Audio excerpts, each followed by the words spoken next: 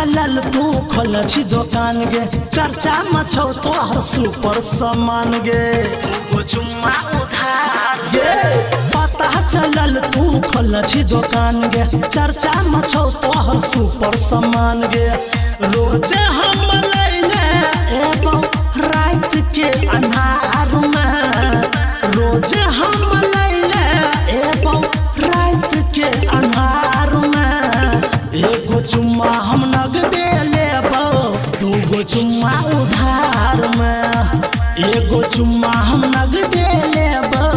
दूगो चुम्मा उधार में एगो चुम्मा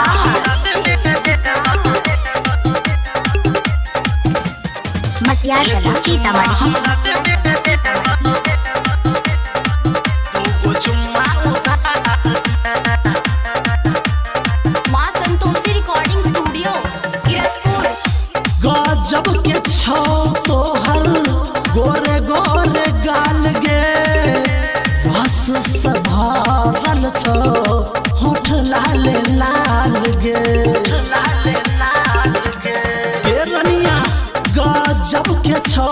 तोहर गोरे गोरे गाल गे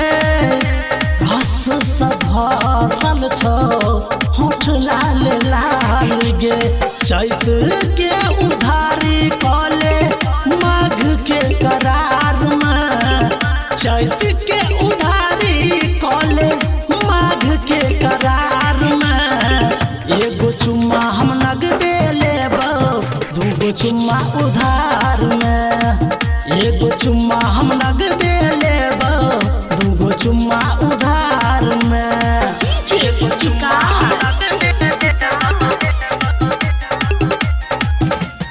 मसिया चला सीतामढ़ी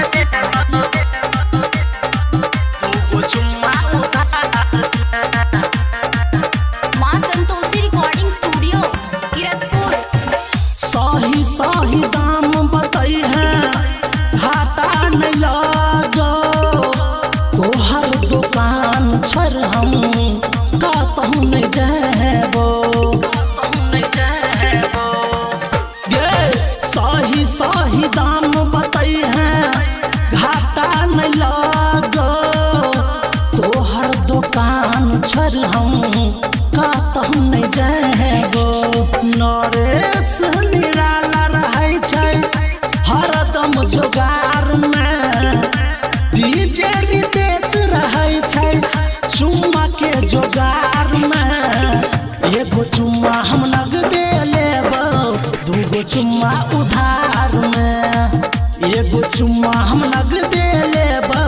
दूगो चुम्मा उधार में पता चलल तू खोल छी दुकान गे चर्चा मछौ तोहर सुपर सामान गे रोज हम लैले एवं रात के अन्हार में रोज हम लैले एवं रात के अन्हार में एगो चुम्मा हम नग दे लेबो दूगो चुम्मा उधार में एगो चुम्मा हम नग दे लेबो दूगो चुम्मा उधार में दूगो चुम्मा